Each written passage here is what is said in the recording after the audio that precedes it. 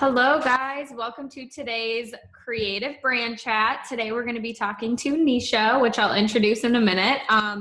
But before we get started, for those of you who don't know me, I am Devin Danielle, and I help you build a personal brand that honors both you and your business.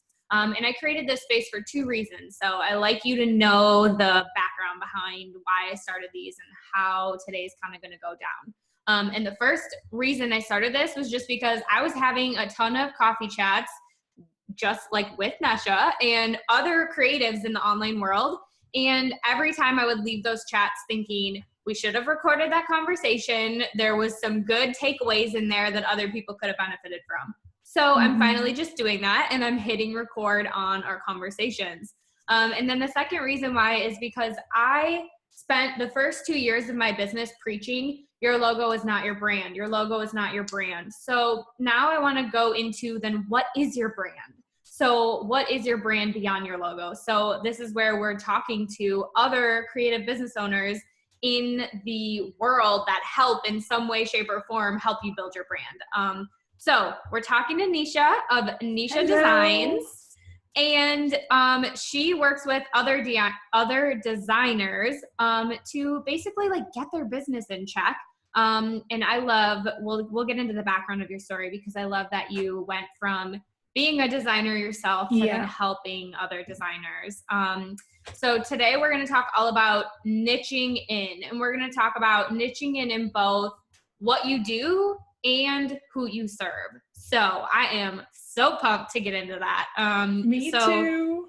I know. I'm like, we met before this and had like a little brief chat about what we wanted to chat about, and we started geeking out about this topic. And I'm like, all right, absolutely. We have to do it. So to kick it all off, why don't you tell us your golden circle one sentence?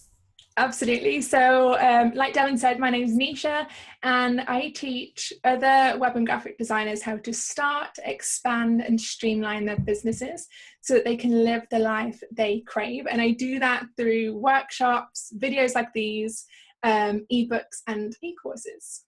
So yeah, I'm really excited to be here, and I cannot wait to just like jump into talking about branding. I know. Me too.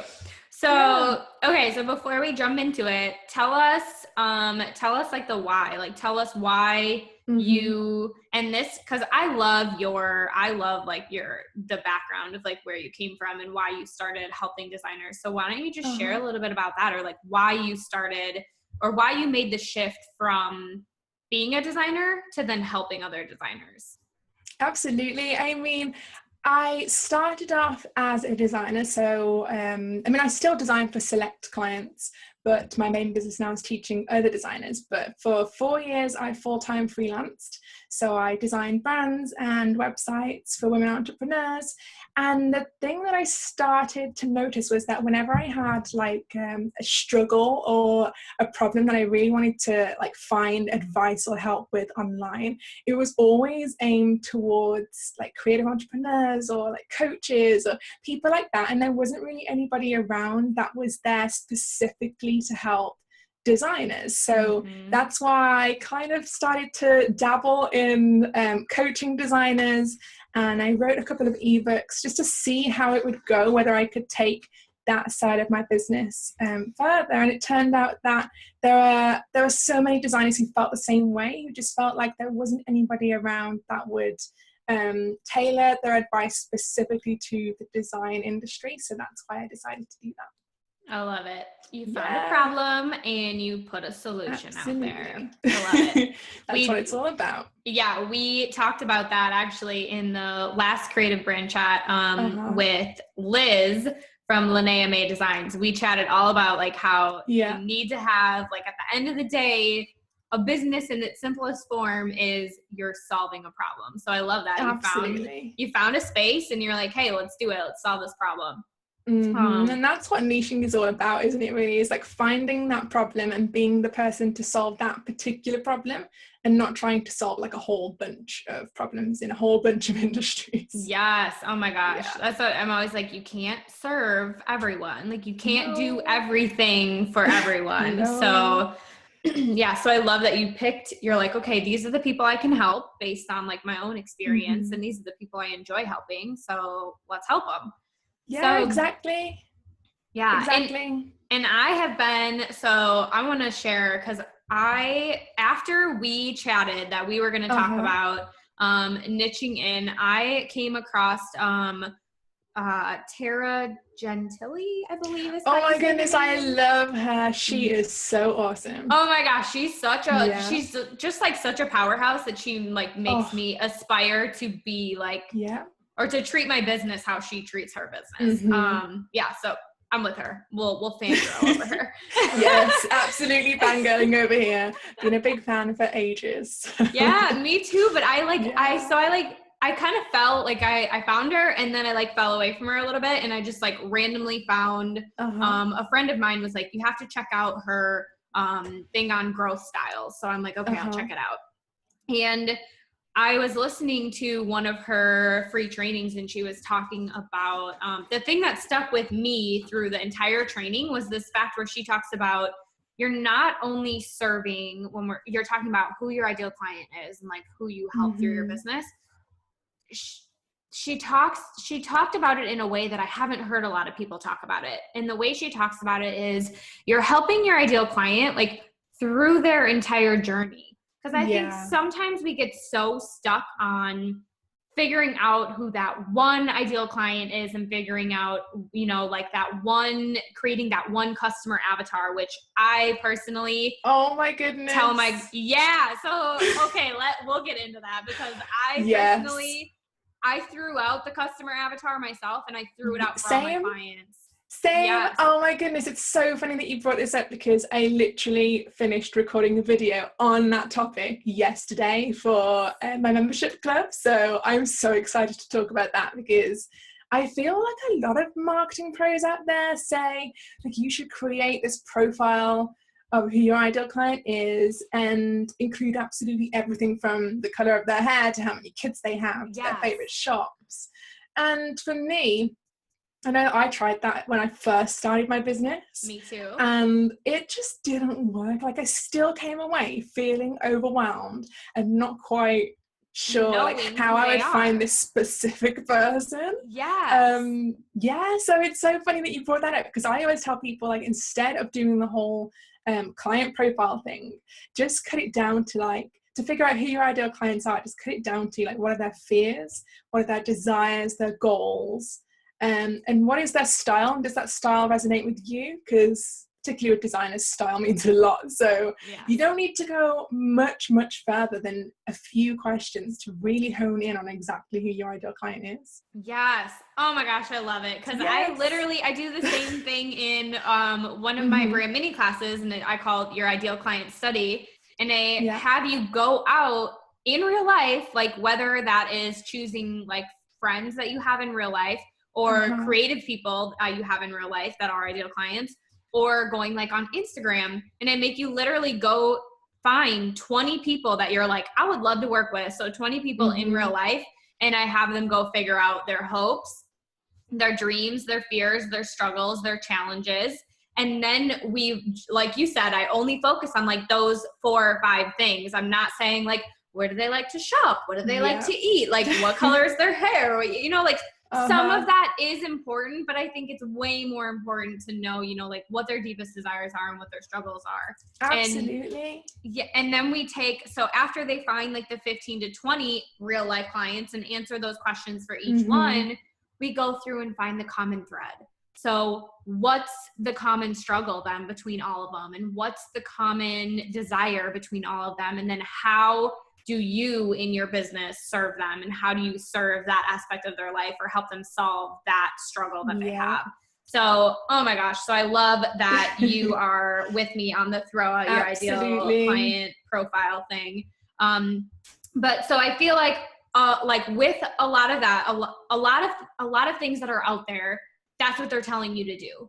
And when Tara was talking, she was just saying how, it's not only about helping that one person at that one stage in their life. Like you are literally trying to help someone along their entire journey if you want them to be like a lifelong customer. So that made like, it just totally clicked something like in my own head, because I personally have felt like I've always had this struggle between, and my community is made up with both beginner business owners and like 2 years in. So I was always feeling this like pull of, am I trying to help the new business owners, or am I trying to help the veteran business owners, or am I trying to help both? And how do I seamlessly do that in all of my content?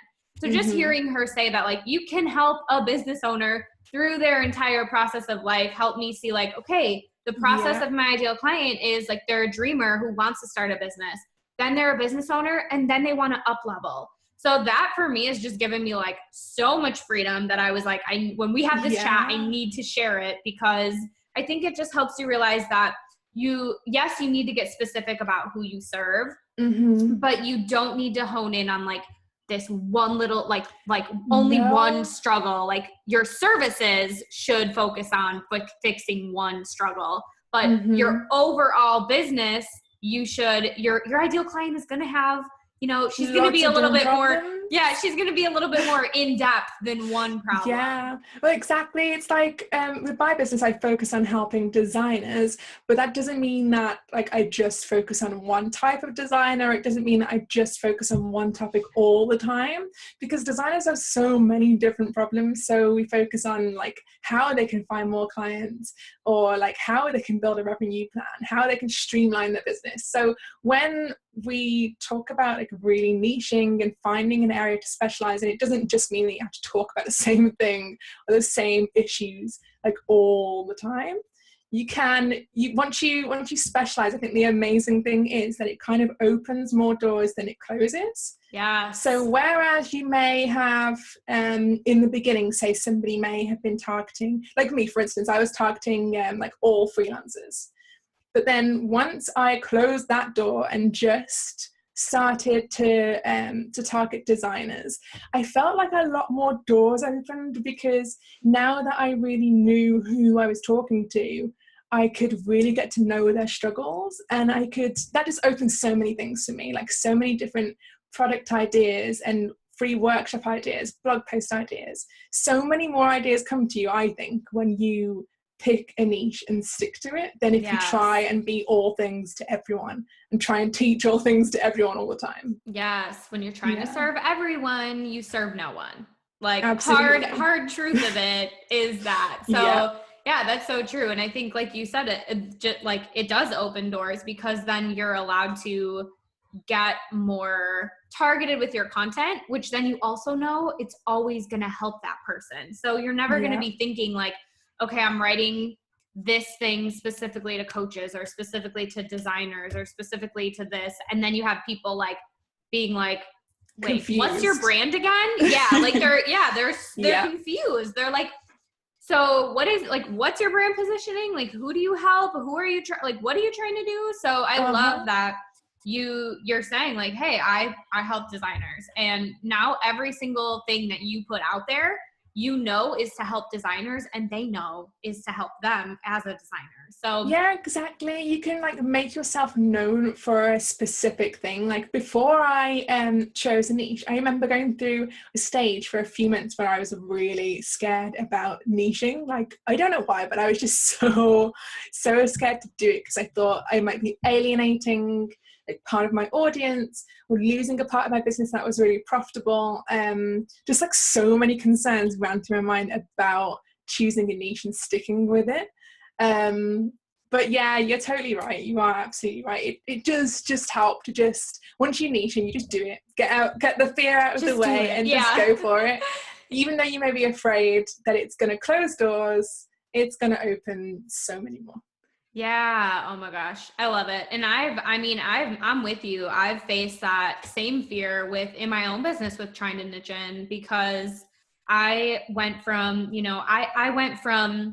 I've had a lot of shifts in my brand, like as most of my community knows, because I'm always like thanking them for sticking through me on figuring out exactly who I'm trying to help. Yeah. Like, thanks for sticking with me along this crazy journey. But yeah, it was a struggle for me too, to even get to the point of saying that I just wanted to help creatives, and then to narrow down even within that, like, what is a creative to me? And to me, it was like, well, it's anyone who does something visual, and that can be, you know, because my struggle was I sent out, and this is going to be, let's just move. I'm just going to share this thing that I did. So I sent out a survey at the beginning of the year to my brand love letter crew. And I had 3 questions because I was going through this, like, again, trying to figure out, like, what does a creative business owner mean to me? And so I sent out the 3 questions, and the first one was, I am and it was either you selected designer or creative. And then the second question was, I have been in business, or I am a either newbie or veteran business owner. And then the third one was, my business would be a whole lot dreamier if I could just blank. And what was funny for me is I would say there was more people who checked creative than designer, which made me have to go dig in a little deeper, because I had been realizing there was a lot of designers on my list. And I'm like, okay, am I supposed to be shifting to just help designers? But then I have also worked with, I'm working with the amazing Sarah Hartley from Holland Lane Magazine. Awesome. And she's the editor-in-chief. And I'm like, okay, I would never want to cut her out, because, like, I love working with her. She's a dream client. And I'm like, okay, well, what is different? Or, like, what's that connecting piece, right? Like, I tell my clients to do with figuring out their ideal clients. And for me, I found that all of my ideal clients are, like, visual in some way. So Sarah, although she is not the designer, she puts together the whole magazine. So I'm like, you're a designer, even though you call yourself an editor-in-chief, or you're, like, doing the visuals. And same thing with, you know, a lot of my other clients, I realized it didn't matter so much that they were creatives or designers or what they were calling themselves. It was just the simple fact of they were visual people. So that helped me realize, okay, like, that's my target market. So maybe they're jewelry makers, or maybe they are magazine owners, you know, but all of them have that common thread of they're, like, visual people. So then I do naturally, you know, get some brand designers and graphic designers and web designers, which I love, because that's, like, where my background is. So I'm like, I can really help you. But so that, just asking, like, those 3 questions even helped me see, like, who my people are. So if anyone out there is trying to figure out who in the heck their people are, or you're shifting in your brand trying to figure out who in the heck your people are, ask the people. So wherever you go most often, just ask them. And then the other cool thing I found from doing that survey was kind of to go back to what we were talking about before, is, like, that ideal client, like, their journey. The new business owners who were responding to, like, what their struggle was, and the veteran business owners that were responding to it, come to find out they were struggling with the exact same thing. The only difference was the veteran business owners were using sort of, like, in what we would call industry jargon, or, like, terms that they had learned, you know, from watching and reading and everything. They were using terms like streamline, systematize, automation. Like, they were using words like that, where my newer business owners were saying things like get focused, get organized. So that was just super, super interesting for me to find out my own community, like, how, like, what are they thinking, and how are they talking, and who are they? Like, who do they call themselves? So absolutely. I love the fact that you brought up the survey, because I think, like, if anybody is struggling to pinpoint who their ideal client is, then one of the great things to do is to just send a survey out to your audience, your current audience, and see exactly who joined your list, because the chances are you're going to be attracting the kind of people that deep down you want to attract, whether or not you're fully aware of who that is or not.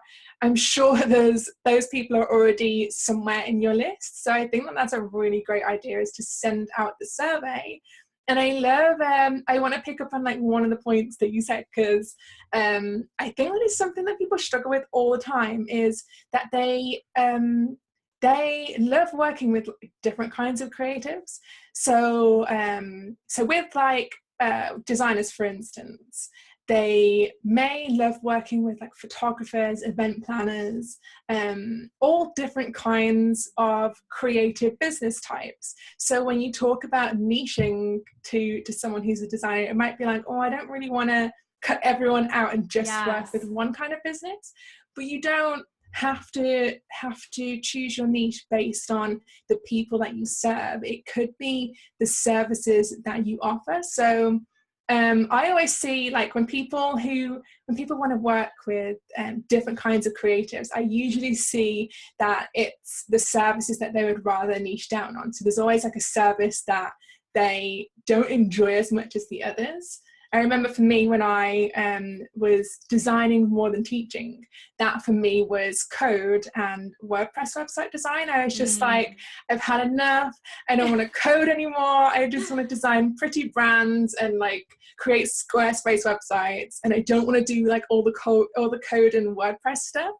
So I just cut that out. So I just always say to people, like, if you really don't want to niche down on who you serve, then niche down on your services.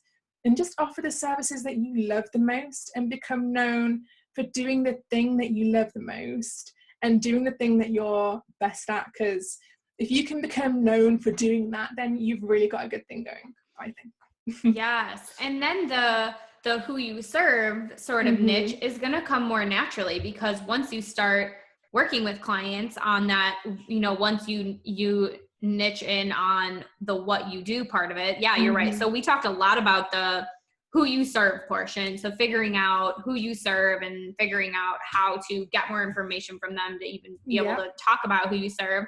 But I think like that's a great point, is if you get to a point where you're like, hey, I help creative entrepreneurs. Like I can't get more specific than that. Like I love that, saying, okay, that's okay. Then let's get really specific in what you do and what services you provide. And I love that, because either one, whether you niche in on who you serve and what you do, or you double whammy it and do both, it's going to help you become known as an expert. And I think that is like the number one key point for niching in general, is when you niche in, it helps you become known for something. It helps you become an expert in that field or that thing, which then naturally is going to bring in more people to you. And the people that you work with are going to be telling their friends about you. So even though you're not necessarily getting really specific in like who you serve, if what you're getting specific in what you do, and then you work with a client that you absolutely love and they love working with you and they tell a friend, you're going to kind of naturally get like niche in who you serve. Like if someone's a yoga instructor and then they tell their other yoga instructor friend, or then they tell their Pilates friend, and then they tell, you know, like you might just end up in like the health realm on accident. Exactly. and then they niched for you in the who you serve. But I think that's super smart to niche in on what you do too. So yeah, absolutely. And the thing is that it makes you like stand out more. Like I know a lot of people are afraid to specialize, but when you do, like if you take you, for example, you're all about branding. And when I think of Devon, I think branding.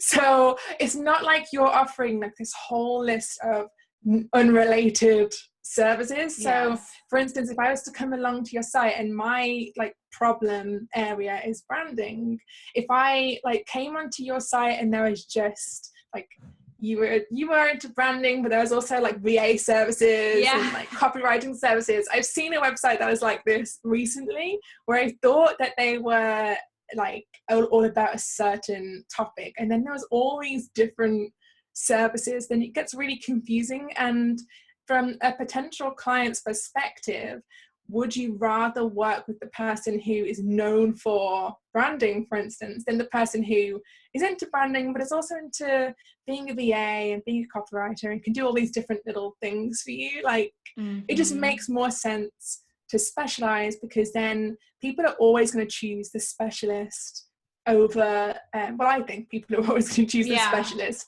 over the person who's really general with, doing the one-stop shop.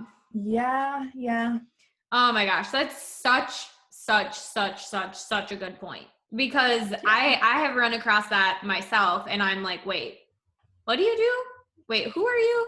So, and I mean, and this all comes back to your brand positioning, right? So like who are you, knowing who you're trying to help, and then creating content just for them, or knowing exactly what you do and then creating content around the thing that you help people do. So I think that's so smart. Is if one of us were to go on your website right now, would we know what you do and who you serve, or would we leave confused? Exactly. And would we know what you do and who you serve within like the first 10 seconds of landing on your website? Because I always said that when I designed websites, sometimes people would, I don't know, sometimes if you're not really an expert in web design, which they wouldn't be because they're coming to a website design. Yeah. Then I guess they don't really know like how to word things on a website. But I always say to people, like, at the top of your site, like above the fold, so maybe it's on like a banner image or something at the top of the site, tell people like in your tagline like who you serve and what you do, because people want to be able to know those two things as soon as they land on the website. No one is going to want to search through your website trying to piece together what exactly you do and how you can help them. You have to make it really easy and really clear for them to understand as soon as they land on your site. Yes. Yep. And I always say too, like within the first, you know, which you said too, you said like within the first 10 seconds. And I always say within the first 5 seconds, you better be telling the person that landed on your site how you can help them. Because at that point in their journey with your brand, they don't necessarily care yet about who you are. And they don't need to know every detail. The first thing they want to know is, what are you going to help me with? Like, what are you going to do for me? So I think that's such a great point. Like, get it clear, crystal clear, absolutely, on your website. And above the fold just means before you scroll, for anyone who's like not into web design. So before people have to like scroll down your website, it should be somewhere near that part of the site, front and center. Absolutely. Yes. Yeah. Okay, so I want to check in and see where we're at. Okay, so we talked a lot about who you serve, and we also talked about getting into niching down into what you do. And I guess, I mean, I kind of want to get into a little bit more of like niching in when it comes to what you do, because I think this can be a little confusing for people because there are so many things going on right now with courses. So I feel like even the people who are doing a lot of like one-on-one work, they feel like they now need to do courses, or they need to do digital products, or they need to have this thing and this thing, or teach and this thing and this thing. Yeah. So I just want to talk about your take, because I've personally I've taken sort of a stance on this, what you do when getting into like the services you offer. And I pretty much am at a place now where in my business where I'm saying, okay, you know, clear. I always say like, be clear over being catchy. And so even within the what you do, like the way I'm doing it now is I always tell my clients, and I have it myself, to have 3 offers maximum, and to have them at a low, medium, and high price point. And they all kind of build off of each other. So it's kind of goes back to that ideal client journey, right? So have like a thing for each level, like boom, boom, boom. I have, you know, for my dreamers, maybe I have a lower price product. For my business owners, maybe I have a medium product. And then for the people who are looking to up level, I have my high price offer. So, I mean, I don't know. And I know you offer you do, you know, you mentioned you have, you do teaching, and you do, you have like some ebooks, so I'm curious, cause I have a couple different things going on too, like classes, and then I have some one-on-one work. So I would just love to hear, like, from your perspective, I guess, how do you feel about like having all the things, or do you have something that you tell your clients? I feel like I love that we're talking about this, because I caught myself recently when I was like, I have a revenue plan that lists out all my different like products and services, and what I want to launch throughout the year and what I want to relaunch and different things like that. And I caught myself like adding all of these because I had so many ideas and there were just so many things that I wanted to share with designers. I found myself adding all of these different things to the plan. Like, I want to launch this, I want to launch that. And before I knew it, when I looked at it, I just thought, that is gonna be confusing for for people who like land on my site, and I just don't want them to feel overwhelmed by too many products, because I know I've been there in the past with a business owner that I absolutely love and adore, but when it came to her products, I just felt like there were so many ebooks that were on kind of similar topics that I just didn't know which one would choose. Would be best for me, and I ended up not buying any of them because I was overwhelmed.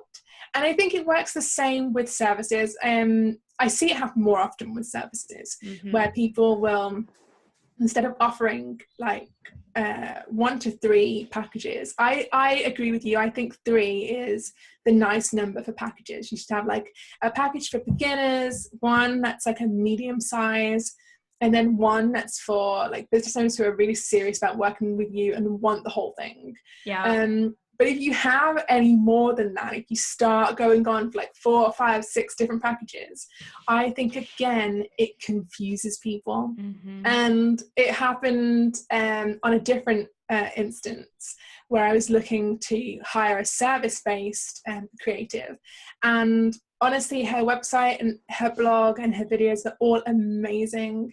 But what slowed me down when it came to getting in touch with her for a quote and everything was because when I looked at her packages, there were so many that I just, again, was confused as to which one was the right one for me. So I think when it comes to like choosing your packages or choosing like the products that you offer on your website, don't overcomplicate things. Just keep things simple and don't offer too much, or else your potential clients and customers are just going to get overwhelmed, confused, and it's going to stop them from hiring you or buying from you anyway. So yes, I love that. Yeah, that's like exactly my take on it too now. And that's where too I wanna put into like, so if you, and you can speak because I know you have the membership for the Freelancers Club, so I think you can talk about that a little bit. But like for me, I have classes now, which I'm actually going to turn into more fast-paced workshops. But my whole thing with that too is like you're saying, I have all these like different ideas that I would love to bring to my people and that I can help them with, but I don't want to have like all of these things going on. So like for me, it's going to be the classes and the workshops, right? So even though I'm sharing different content and different tips, although there's going to be different classes that you can take, they're all going to be like in a series, right? So they're all classes. They're all going to be recorded. They're all going to have a worksheet or like a thing to go along with it. And they're all going to be the exact same price point. So that again, that like, even though there's more than one, there's just that one thing at that level offering, right? For that offering, there's like a series of the same thing. Versus I love that it follows a pattern as well. Like you said, like they all have certain things, like they all have like the worksheets and stuff like that. I love that there's a pattern because your clients and customers will get used to the pattern, and we all love patterns. We all love familiarity.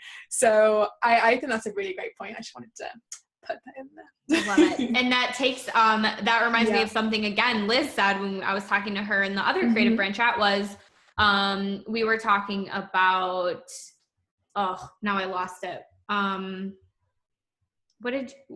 patterns, taking the mystery out of sales, like taking the mystery out of what you're selling. So that's a good point. It's like once someone takes that one class with you, then they're going to know if they sign up for another one, exactly what they're getting in another one, and another one, and another one. Exactly. Absolutely. I'm kind of like trying to, that's been something that's been really like at the forefront of my mind recently, especially with the Freelancers Club. And get into the Freelancers Club, because I think this will be an interesting take on, people are familiar with courses and they're familiar with, you know, one-on-one services, packaging those all up. I even think people are pretty familiar with programs where you have, you know, some recorded and then maybe you have like live Q&As with it. Yeah.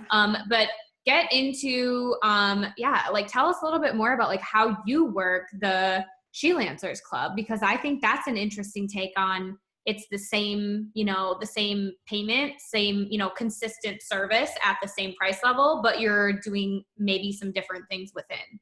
Yeah, so it's a membership club where each month they pay like $9.99, and each month they'll get a bundle of workshops or audio lessons or videos that will help them to build their business that month. And like you were saying, like we were talking about the pattern of making sure that your like courses and products and things all have a similar structure. I'm trying to do that in my business at the moment. So at the moment, the club content is all hosted like in a private area on a website.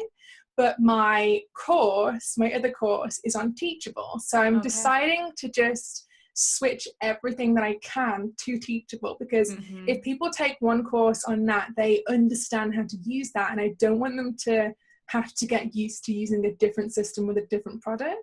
So again, it's all about like bringing in that pattern of familiarity with your clients and customers and just making sure that you make things as easy as possible for them. So with the membership club, I'm going to move all of that content over onto Teachable as well, so that everything is in one place for them. I love that. Creating that. Yeah. It's like, it's creating that brand consistency, and the more, like, again, just to steal Liz's turn, like how she said it was, you're taking the mystery out of selling. And I think that's exactly what you're doing by being like, okay, this is going to be like the consistent platform I use. This is going to be consistently what I offer. And I think with membership sites, especially, the thing that always scared me is, or with membership sort of trainings, is you never know what you're going to get each month. So I think the way that you do it, and you're, you know, if the way that you're going to streamline it is perfect. Cause I think that's what people need. Like we said before, like they need that consistency, and they need like, they need to know, they need that pattern. Exactly. And I'm just trying to like make sure I'm going through, I feel like I'm in a season at the moment of improvement in my business, so I feel like there are seasons for creating and launching things or relaunching things, and there are seasons for improving things. And that's like one of the things that I'm trying to pull together this month, is the consistency across all products. And also just staying consistent with who I serve as well, because again, everyone probably knows by now that I serve designers, but the She-Lancers Club was focused on freelancers before I chose the niche of designers. So it's changing soon to just be a membership for designers. So I feel like that'll be like the last kind of change that I need to make to my brand to really solidify like exactly who I'm serving and make it super, super clear for people. Yes. Oh my gosh, I love it. And I'm at a similar place in my business right now too. Like I know the first time we chatted about niching in was, I don't know, a month ago now, probably a month or two ago. Yeah. And at that point I was telling you, I was like, I am trying to figure out, I was in that struggle of like, what does creative mean to my community? Like why, what do they need from me? Or like, what are they calling themselves? And now that I have found that out too, I'm going back and making sure that this is another thing I do with my clients, is, you know, figuring out their brand onboarding. So when someone first finds you, like you want to onboard them into your brand. So you're immediately telling them what you do and who you serve really specifically, so that when someone goes into your brand, if they're not that person, they can leave, versus them, you know, coming on your list, trying to figure it out and feel who you are and feel what you can offer them. And then they, you know, unsubscribe or opt out or whatever, like months down the line, versus just, you know, from the get-go, they're either in or they're out. Yes, I love that you said that. Love it. I feel like I have like a welcome sequence set up in ConvertKit, which is what I use for my newsletter list. That's what I'm working. This is what I'm working on this month, because I've been in this transition from MailChimp to ConvertKit for have you? like 6 months. So I've been like transferring every week that I send out a brand love letter. I've been getting my subscribers off MailChimp, putting them into ConvertKit. And I was like, I need to stop. Like I need to update this.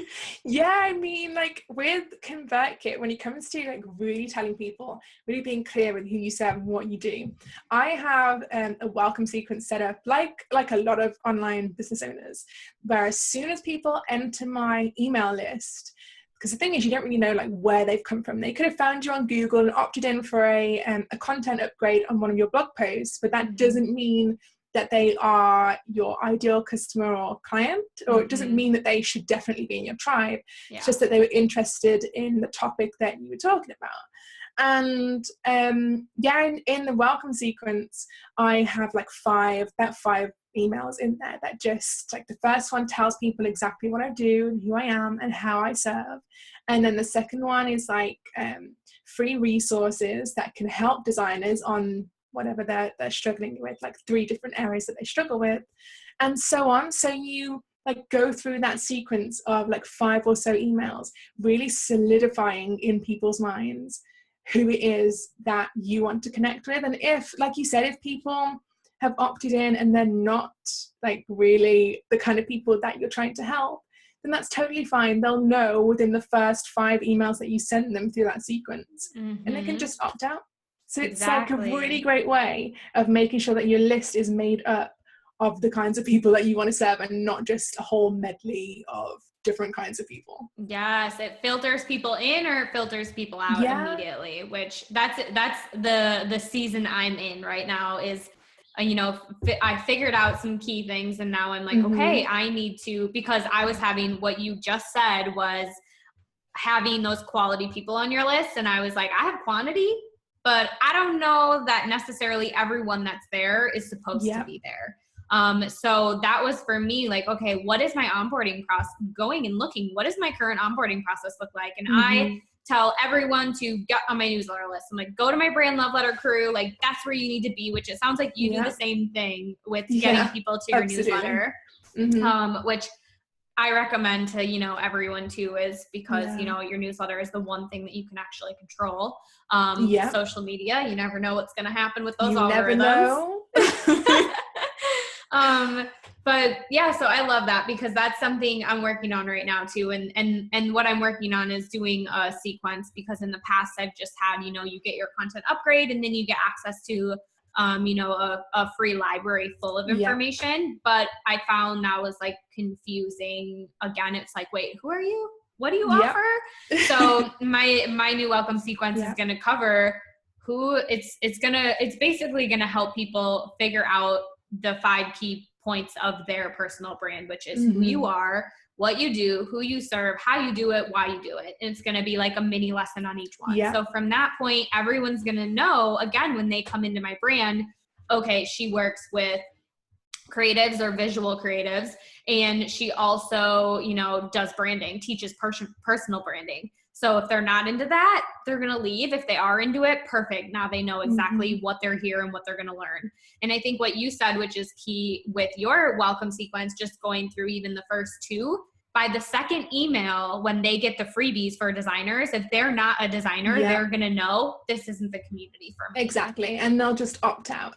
And the thing is that even when people do go through those welcome sequences, you are going to end up with people on your list who aren't meant to be there. You've just kind of like stuck there because they've maybe just not bothered to unsubscribe, which, let's face it, we all do that at times. Like I know personally, I have had newsletters coming in for months that I never ever open, and then it takes me like some time to eventually get around to unsubscribing. But then the good thing is that in the hopes of building that list of people who you really want to serve, ideal clients and customers, you can just use, like with ConvertKit, I know that you can use the cold subscriber feature.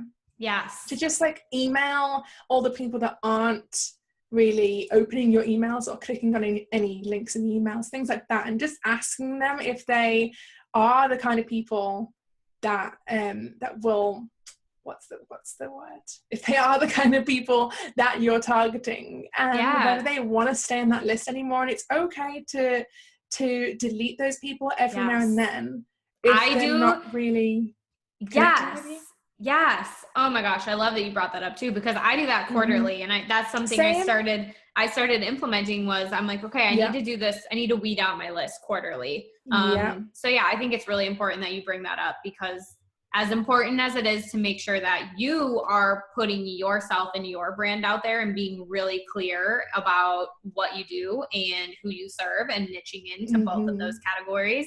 I think it's also important to reestablish and reassure along the way. So like you said, you know, sometimes there's going to be people who they're just on your list hanging out and they're like, actually, this isn't right. And you want to give them that option to say, hey, you know, if this isn't right, it's totally cool. And, you know, delete them, because you're saving yourself some time and money, and you're also saving them time and money and just clutter. Yeah, absolutely. Absolutely. And at the end of the day, when it comes to email lists, it's always quality over quantity. You could have like a majorly huge list filled with the wrong kinds of people. So if you have like tens of thousands of people who aren't connecting with your message or aren't your tribe, then they're not going to buy from you, they're not going to hire you. Whereas if you have a smaller list, okay, it may be scary to delete a few thousand who aren't opening and things like this. But whether you do that, if you do that and you have that smaller list, it's going to be a smaller list of people who genuinely want to know the information that you're giving out. And at the end of the day, that is just so much more valuable than numbers. I think like people get really caught up with numbers, but really it's about quality over quantity all the time. Yeah. And it's about connecting with even just that one person. Like that's, I mean, that's the goal, is to actually connect and make a difference in one person's life. And I at the end of last year is the first time that's when I switched over to ConvertKit. And it was the first time I ever was like aware of my cold subscribers. And I had like, I think, which is so crazy that I remember this exact number, but I think I had like 559. And I was like, that's 500 people off my list. Like I had that freak out moment that you're talking about. And then I was like, they're not my people. They're not, you know, they're not getting value from me. And I don't want to take up their time and their space if they're more focused on something else. And that doesn't mean people aren't going to come back to you either. Maybe they're at a stage in business where they're not focused on personal branding right now. They're just like, I'm not there. I'm trying to like pay my bills, so I don't have time to worry about this. And maybe they'll come back to you when it's the right time. So definitely too, it's not like don't be like nasty to your cold subscribers. Don't be like, you can never come back to my list again. It's just a case of, I keep my, like whenever because I do it like you, I do it quarterly, where I send an email to the cold subscribers and I just kindly ask them if this is something that's serving them at the moment. And if it's not, then I tell them that, you know, they're welcome to unsubscribe or I'll remove them, but they're also welcome to come back at any point, because a lot of people you'll find, like a few people hit reply sometimes, and I get emails from designers who say things like, I really wanted to start my own freelance design business this year, but things have just gotten in the way and I just can't do it at the moment, but I want to do it in the future. And for those people, like you said, you just want to make sure that you tell them that that is totally okay, that you're not for them at this time, but it doesn't mean that you won't be able to help them in the future. So just always welcome them to come back whenever they want. Yeah, I think that's so important. Leaving the door open. Okay, so I think we've probably been at this for more than a half hour. I always forget to look what time I started, but or what time I hit that record button. So let's jump into the final question. I want to respect your time and all the people listening. So tell us what the number one thing is that has impacted the success of your brand and your business. I think that, I can't really narrow it down to like one thing, but I know that a couple of things that have really seriously impacted the success of my business, we've kind of touched on in this workshop is the first one is choosing a niche, because once I did that, so many doors opened, and I feel a lot more close. I feel closer to my community, to the people who I serve. I really, really understand their struggles, whereas beforehand I kind of didn't, because I didn't know who I was serving. So when you understand that, it makes it so much easier to decide where you want to take your business, and it makes it so much easier to grow your business. And the second thing that's had a major impact on my business is just streamlining my processes. Things like using a project management tool if I have clients, because I do have recurring design clients that I work with on the side of teaching. So using like a project management tool with them streamlines and speeds up that process. Using an autoresponder, an email autoresponder, different things like this that you can implement in your business to free up time. I realized a couple of years ago how valuable that is, because that means that you stop wasting so much time, basically. For me, this is the case. I stopped wasting so much time on tiny tasks that I could automate or delegate. And I could finally focus on the bigger picture, and I could focus on tasks that would help me towards those bigger goals that I had. So because I freed up that time and put that time to better use, I feel personally that has pushed my business forward much faster than I was going at before. Yes. Oh my gosh. I feel you. And I think that's something that I started doing that too in my own business, because I was getting so frustrated with like emails and like typing back like paragraphs of emails like all the time, so now I'm like, okay, what is like it's like a challenge, like what's the shortest possible email I can send, like with the information, like to get to the point, which obviously I'm still sending my smiley faces and my exclamation points, because that's how I talk. But so I think that's super smart, streamlining where you can. So automating things, which we could get into a whole nother conversation, but I think that's super smart to look at the areas that you can automate, or look at the areas that you can delegate, and then take the chance and let go of the control a little bit and let someone else focus. Do it. Yeah, exactly. Then you can focus on the bigger picture. I love it, because it's almost like I feel like you gave an awesome answer, because it focuses on, again, going back to kind of that ideal client journey. If you're just starting out and you're not super clear on exactly what you do and exactly who you serve, you're not niched in quite enough yet, focus on that first, because that's going to bring you success. And then if you're like, I got that down, like I feel pretty confident with that, then focus on where are areas that you can delegate, or where are areas that you can automate and streamline. So I feel like that's totally agree. Good advice for no matter where you're at on your journey right now. Okay, so tell us, where is the best place to find you online? Okay, you can find me at neshawoolery.com. And there you'll find ebooks, a membership club, and a course to help you, again, going back to my tagline, it will help you to start, expand, and streamline your design business. I love it. All right, so we'll put the link to your website and the course.